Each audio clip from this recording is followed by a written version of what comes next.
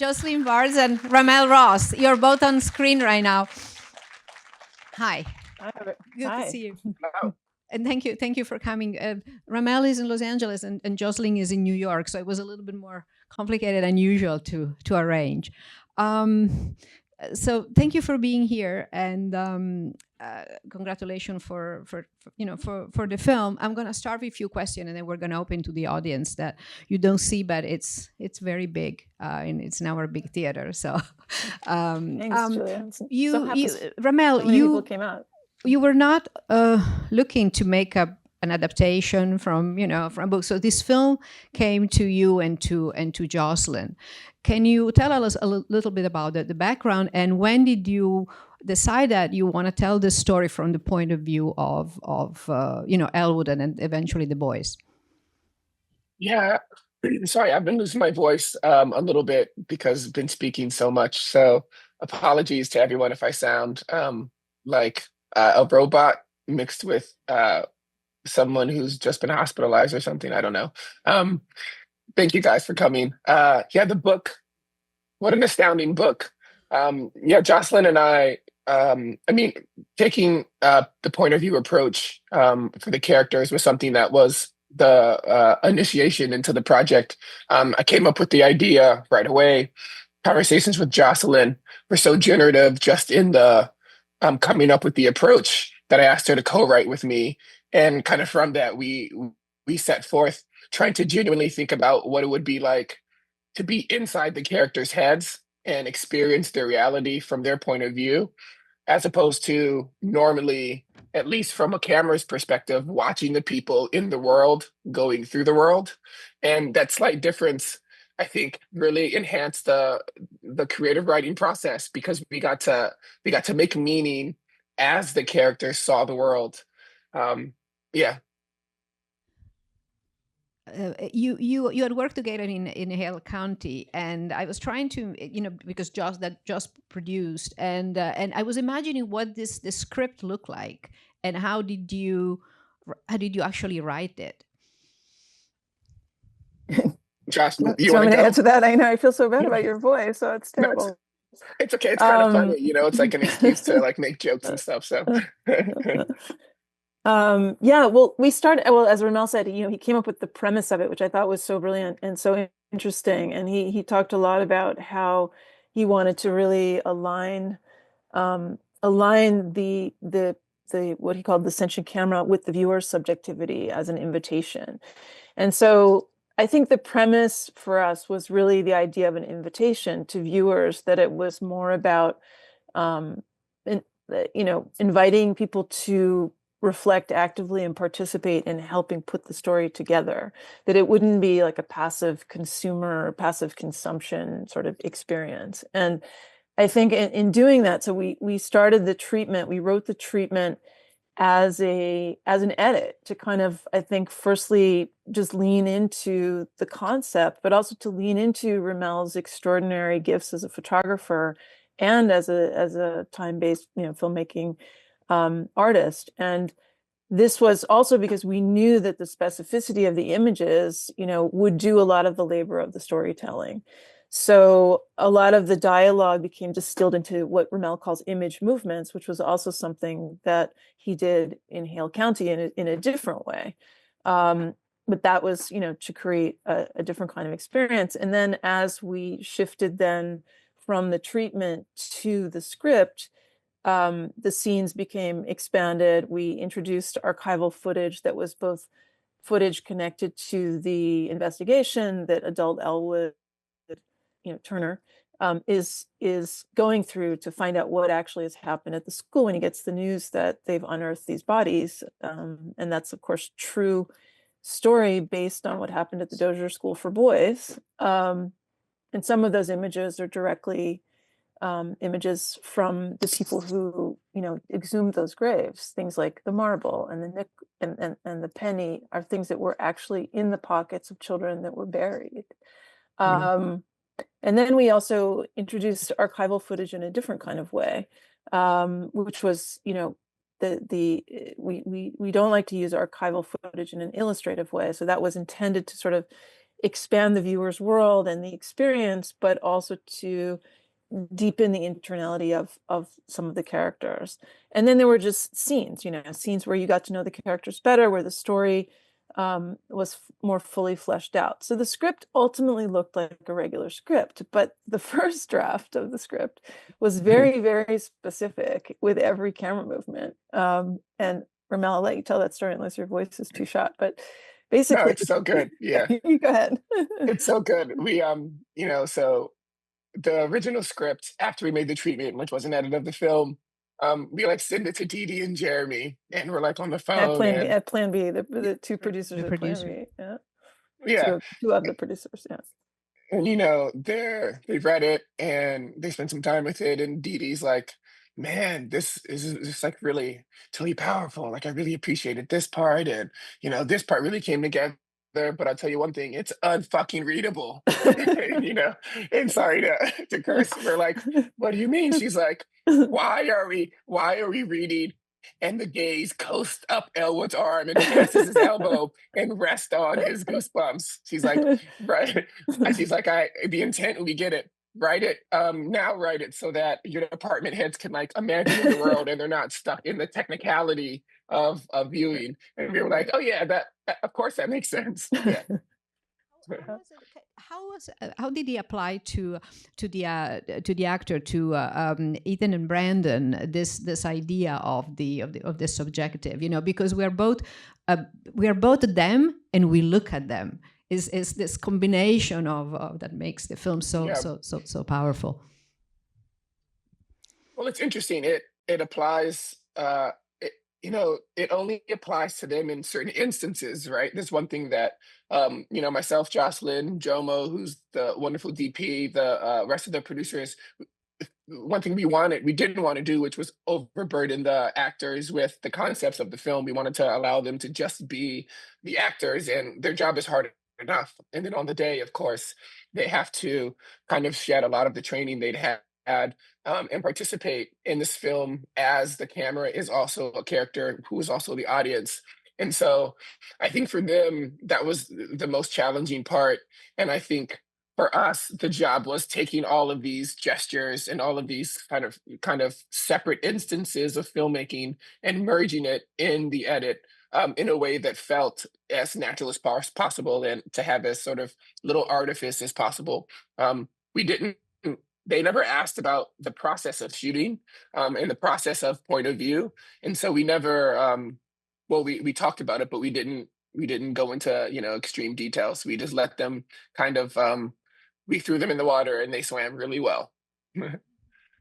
And Jocelyn, as Jocelyn was talking before about the archival footage, which is the reality of the Dozier School for Boys and what happened there, and having, and a more conventional narrative film would have underlined the violence and would have shown the violence that happened to this kid.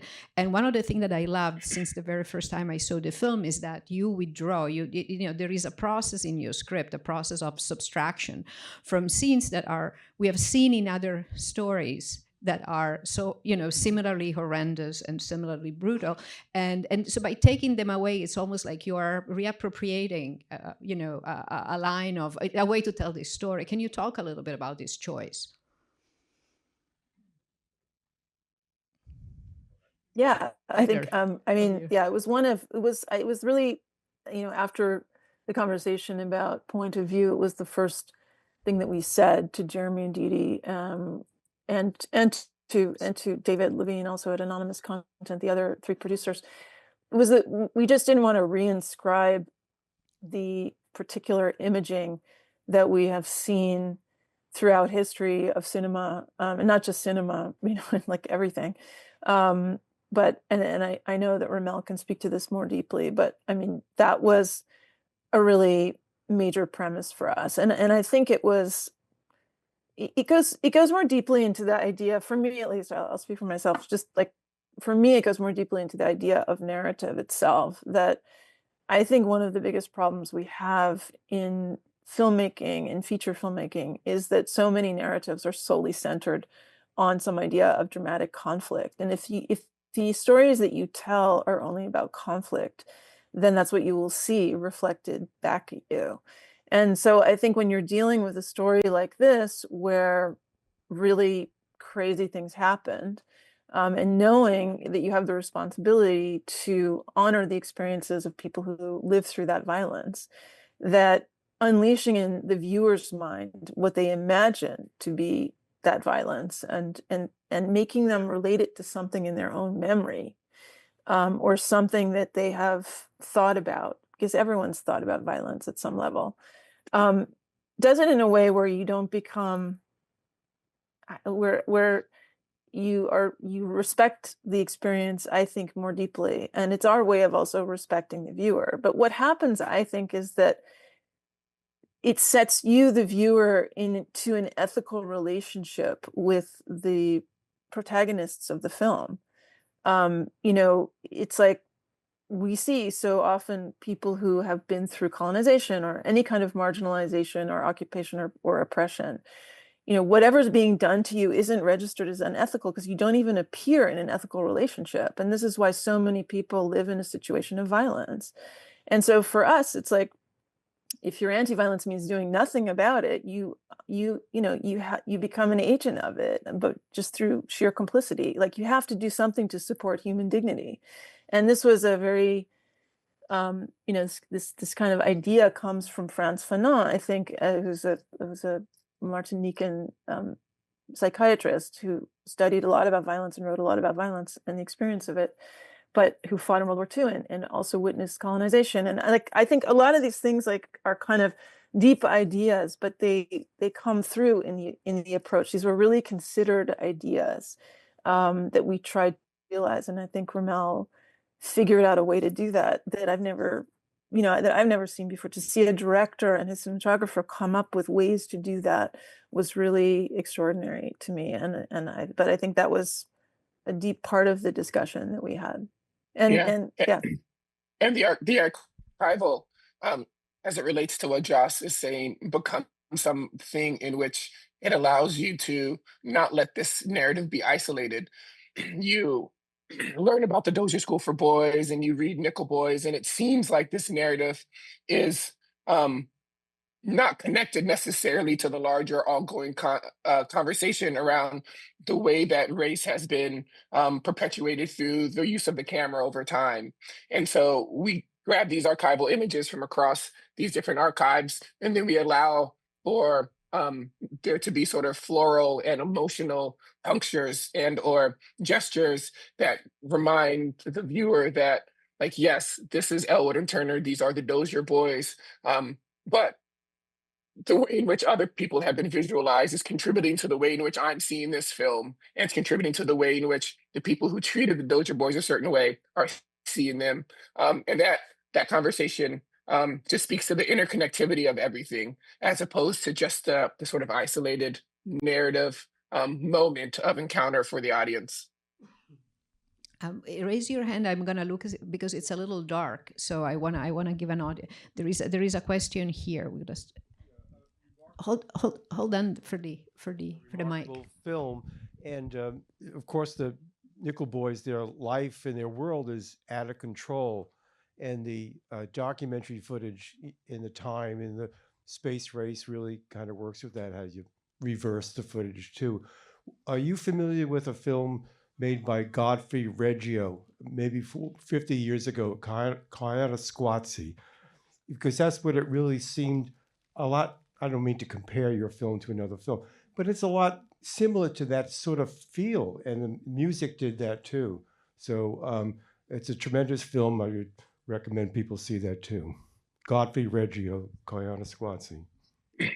Well, I mean, I must say, I am a Godfrey Ritchie stan. And by stan, I mean I would tie his shoes every morning for the rest of his life. He We love I'm a him. huge, Mm. huge, huge fan of the Kachi trilogies.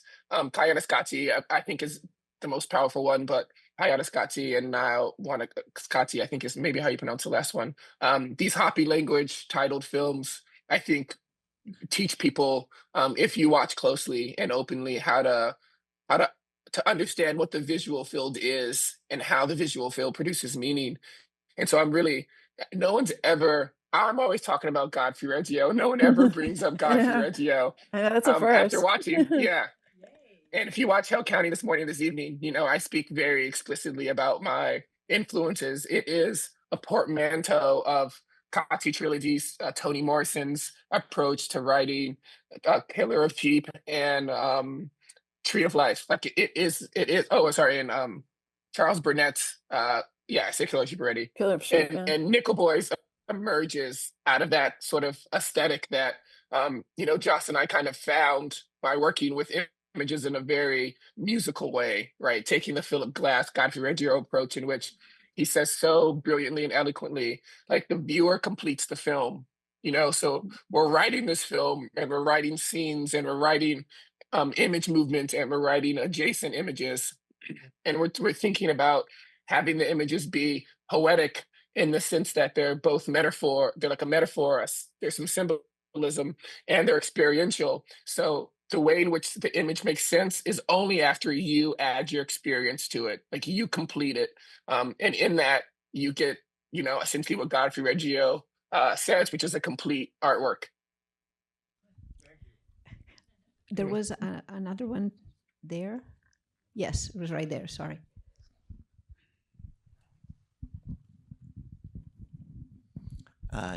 Congratulations and thank you very much.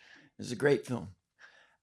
In an earlier interview, I think it was on IndieWire, you described a process where you initially started with photographs and ended up with a wealth of material to edit, but that I guess there was a crystal image or a crystal moment in your mind that you were going for each scene, and somebody had come and said, you're really going to have to do a couple of takes of this just to cover yourself, and ended up with this wealth of material. And I'm wondering if you could talk a little bit about going from particular images at the outset where there's some kind of narrative by photograph to having a wealth of material that needed to be winnowed to either get to that place or to accept the contributions of everybody else who was like the cinematographer and people like that you praised highly. That was probably a difficult process, and I'm curious about it, and also wondering how long it took. Yeah, I'll speak maybe before Joss on this one. I think it's the mythology around this film is going to be really interesting to follow over the course of the years. Like that, we've done a bunch of IndieWire interviews. What you're saying isn't exactly familiar, but I imagine two things. One, how, and I say this respectfully, your version of that essay or the response could get to what you said, and or what was written from what I said could get to something that would make you mention what you said.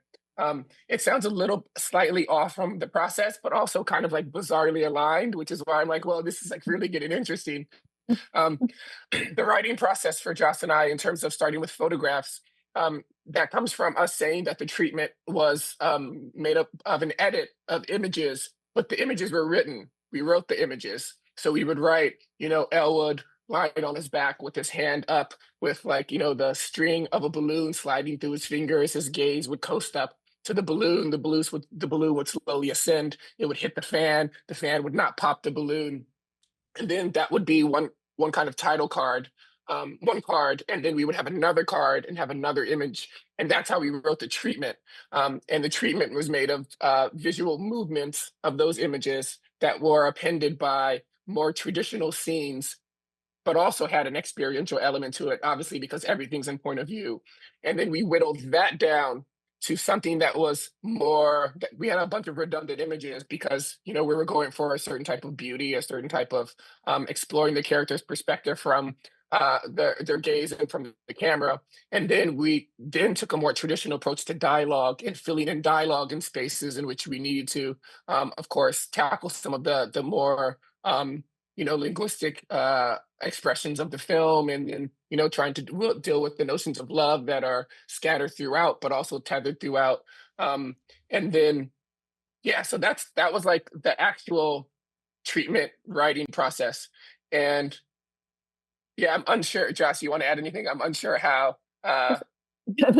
I'm not sure. I mean, there was, I think we found a lot of the archival footage also during the process of writing and the research. There was one piece of footage in particular, the chase with the dogs, that I think we knew would become sort of the linchpin into the final montage. And then we found more footage during the course of making the film art. We set our archival producers out to find things that we actually had written that we were looking for. And then they would come back with stuff that they found. And then we would go through that process of as you say, winnowing those and trying to select what else or replace it, where we would have something we'd written and then we would put that in where we knew things would go. But I think just to get more deeply at it, I mean, partly it was just because we felt like the film was so much about because time moves both forward and backward inside of the film. And so as you watch it, you come to understand that you're actually really, for the most part, in a memory, and how memory works in terms of pulling up a memory, as you recall something, but also when you experience things like in poetry, when you can be reading something from anywhere in the world or seeing something from anywhere in the world that makes it resonant for you, that there is something about the way that you're not really recovering something lost, but you're actually allowing the experience of loss to multiply the connections in your mind.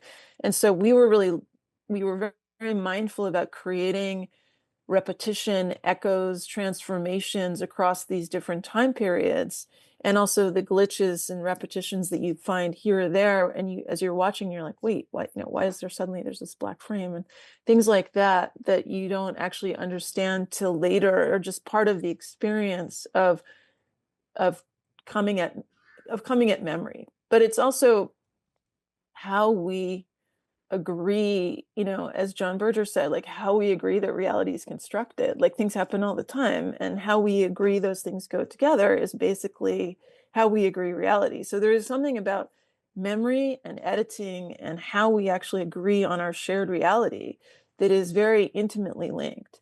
And the farther away we get from that, the more conflict we see. Like if we don't agree how those pieces go together, then we are really in trouble. And that is actually where we're at in 2025, right? I'm sure like most of you would agree that we have a problem. But this was very mindful in how we constructed the film, both through the writing and the shooting and the edit. There's a question. Yeah, the microphone is coming. Yeah. Also, maybe if you could get that article sent to us, I'd love to see. Yeah, I know. How close it is, because that was interesting. Yeah, I want to see it too. How did it evolve? Oh, sorry. How did it evolve? You decided to use a 4:3 aspect ratio. Yeah. Oh, the 4:3. Yeah. It's about the aspect ratio. I mean, did it start out that way, or did it end up that way? It did start out that way. And it's interesting because, these types of decisions, the original reason for doing 4:3, like the first idea is like, okay, we're going to be shooting, we're going to have a whole bunch of archival footage. We'd already started doing our research, and, there's going to be an aspect ratio problem. If you're popping into stuff that is television aspect ratio out to, us shooting 16:9 or something. So we're like, okay, we'll just have it be 4:3. Then, of course, the more you start to think about point of view and you even do camera tests, you realize that also offers a narrower frame. And that helps with the sort of telescopic nature of human vision, or at least connecting to that concept. And maybe even before that, I realized that, like, I shoot 8x10 and 4x5 camera, so it's easier for me to frame. In fact, I frame better when it's a 4x5 frame, which is closer to 4:3 than it is to like 16:9 or something. And so it started off for one reason, but then it has a ripple effect. It takes on meaning in other ways. For so the audience that doesn't know your photography work and Hale County, RaMell, can you synthesize or explain how it all ties in together? Because to me, this film is intimately connected to the documentary and to the still photography that you do. And as I was saying to the audience, is the idea of reinventing a way of seeing things and reality and life around us, and shift the established perspective.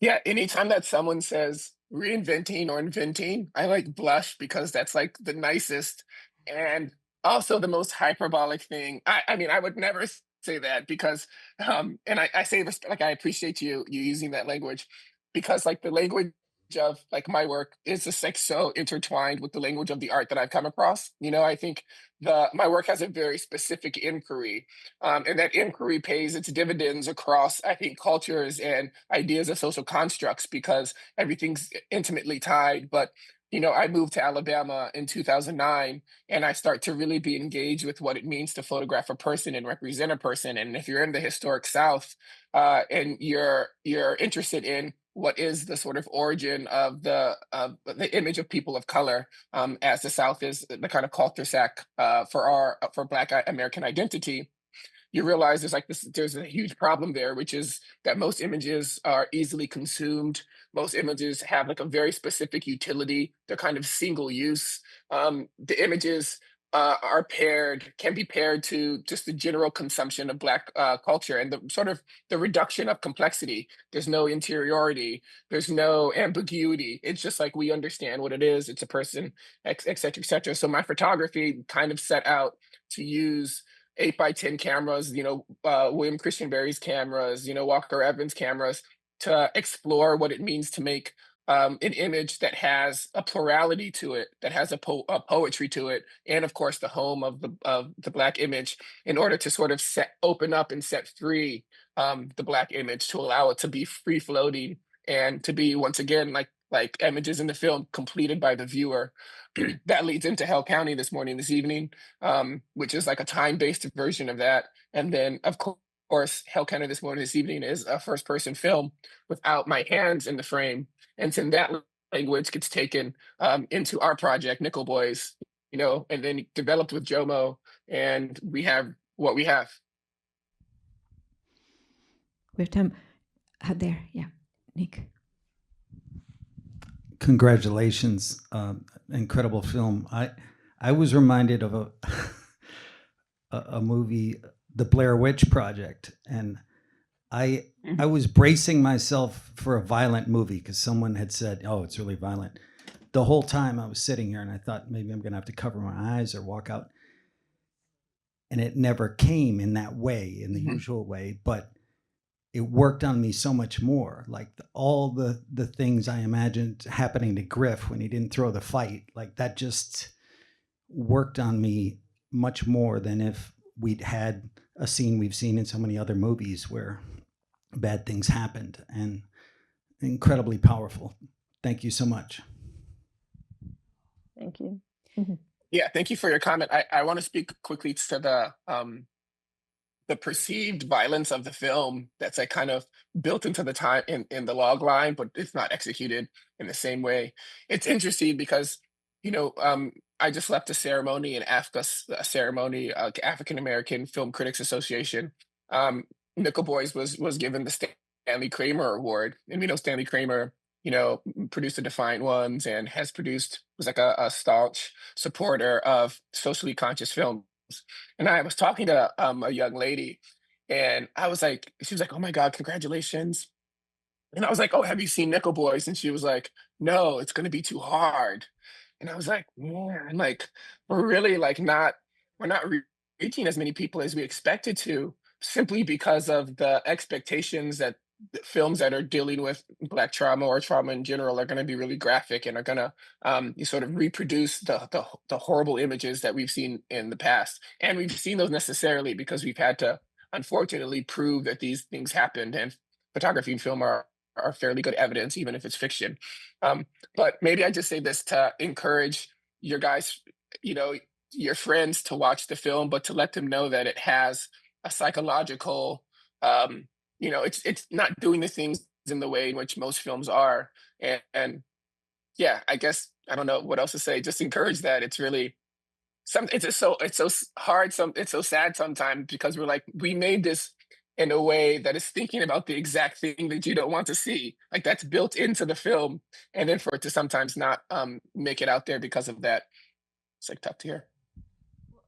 but I think it's just a comment, and then I'll get you. It's even more effective and beautiful because you took into account that these are boys, and it's different mechanism of looking at life, is different self-defense mechanism of the eye and of the emotions. I think that's what makes the film so affecting.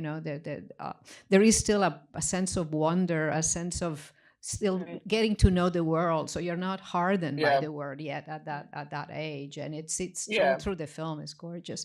But we also, sorry, real quick, just because you spurred one more thought. We also have to realize that if you take very seriously making the camera an organ, which this film does, like to bring the camera into the body, we don't see those tragedy, like we don't see that trauma in real life. No one does. Occasionally you'll see someone beat or abused or something, but it's unnatural to be that type of warrior. And cinema has made it seem normal. Like in order to prove that it's happening to someone, cinema has over indexed our brains with these types of images. And so ultimately it's not something that is true to life.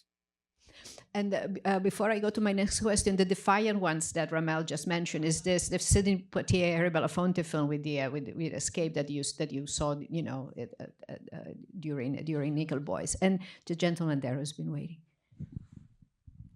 Someone else. I'll come to you, and that'll be the last. Yeah. Yes, thank you.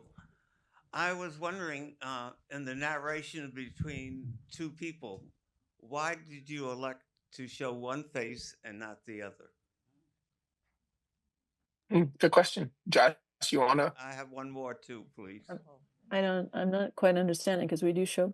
Well, you showed the Well, you showed the mother. he means like when she like first we could be on Elwood's face instead of Turner's, and we could be on Turner's I instead see, of Elwood. back of the I was head like, and not Yeah. the face, because that's a lot of expression right, yeah. we never Yeah, saw. I wasn't sure. So I was wondering why. Right. I mean, I think we just made those decisions about who we felt should be, whose eyes we wanted to be experiencing the film through, that we wanted to, I mean, because we didn't do coverage in that sense. So we didn't give ourselves too many options on those choices, so we just didn't frankly have the time to do that. And so we really were very mindful in how we constructed who was going to be listening and who was going to be seeing. And that was, one of the most challenging things about writing the script, was actually keeping in mind this durational aspect, that you would be watching people engage for quite a long period of time without cutting away to reaction shots, or cutting away to, close-ups or this or that. Like there was really, that wasn't really part of the grammar of the film. So those choices were made really mindfully. How did we come up with that? Well, I think we just discussed it and decided which eyes we wanted to see it through. Yeah, it's like, whose consciousness we wanted to be in. Yeah, I'm sorry. Yeah, like you have, the moment when the boys go out to see the rings on the tree for the first time. I mean, when Elwood goes out, we're not going to go back and forth then. Like, we don't need to see Turner see Elwood. We need to see Elwood see Turner, and see Elwood encounter the space for the first time. So when we wrote that scene, we're not like, okay, we'll jump back and forth. But in the cafeteria scene, of course, we wrote that, at least in our process, we're like, we're gonna film it from both sides, and this is gonna be the moment when we're first gonna see Elwood. Right. And then that kind of opens up a new layer. Like after they have that argument, when they see the MLK cut out, and then they're driving to the bar, and then Elwood's in the back seat, and Turner takes the keys and he runs out. When Turner walks back and he slams the keys, we don't need to see Turner see Elwood. Why we don't need to see that? I don't think that the emotional, it's more about witnessing Turner's emotion as someone who felt betrayed, someone who has to be tethered to the Harper and bringing the keys back because he's beholden to this system, but yet he's still being a little bit defiant, and being in his eyes at that point doesn't do any of those things. And so we had those conversations early on, and then that's written into the script. And then I think, because it streamlined our process, because if we had to shoot the whole scene from both sides every time, we would have to always have both actors there. Both actors would have to be dressed, like it's really specific in the writing process, so that it gave us more time to I guess do other things or deal with the uncontrollable. Yeah, and also just to add one more thought to that, since I was listening to you, RaMell, I was just thinking, we're so much in a memory inside of the film. We kept Elwood alive as long as we could, as did Turner, but we're so much actually in Turner's own memory. And you have to imagine the things that Elwood might have told him about his life, and what or what Hattie might have told him about Elwood's life when he comes to tell Hattie what's happened and knocks on that door, and she hugs him and realizes that her grandson is no more. That that's part of of being so specific about the choices. And the other thing is that the sort of unifying logic of our writing of the film was less about the story's plot or Mhm. I would say narrative drive, and more about the emotional coherence. And so Exactly. it was really so much about this transfer of what Dr. King called agape's selfless spiritual, but selfless love, from Hattie to Elwood, from Elwood to his encounter with the teachings of Dr. King and the civil rights movement, which insisted on human complexity and insisted on not having to make an enemy, but actually insisted on provoking the conscience of the oppressor. And that transferred then to his more skeptical friend Turner, and then Turner's eventual selfless act, Mhm. and then of course Elwood's death and the ramifications of that for Turner, who until he really is able to learn to love much later in his life cannot fully enter his own self and then become a witness. And as we've said this before, but you know witnessing is not a passive act. It's not the same thing as spectating. And so to ideally as an audience to be kind of with Turner at that end and throughout the film inside of a memory is a kind of witnessing. And ideally, everyone is inspired or feels in some way that they've participated in the creation of this film. We have time for one more, and it's this gentleman here.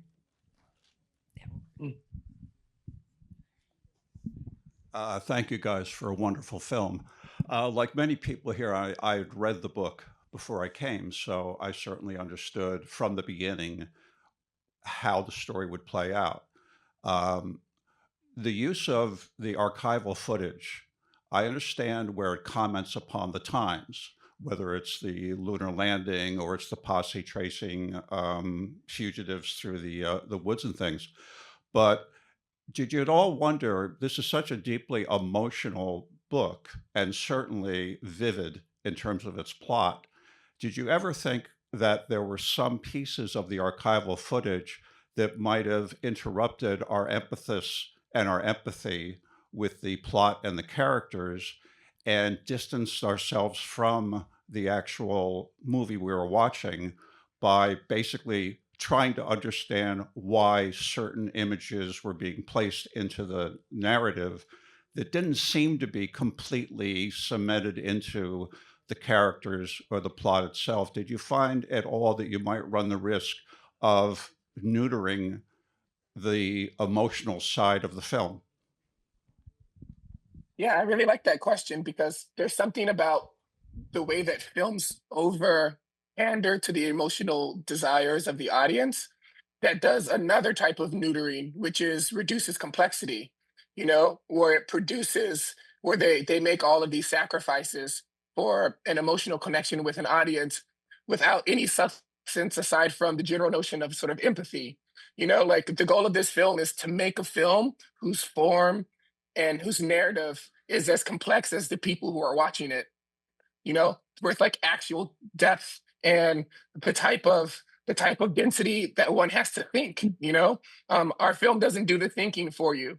Like it asks you to be an active participant, and it also doesn't let the film get away with being stuck in some entertainment narrative trauma of like what it means to be watching or iterating the experience of unfortunately the death of the boys from Dozier. And so the sacrifices that our film makes for complexity and for the type of emotion that we think is intellectual, but also alchemical, I think are ones that are as much a gesture as they are, potentially effective. Because again, it's like I think we need to raise the standards for narrative storytelling. It's very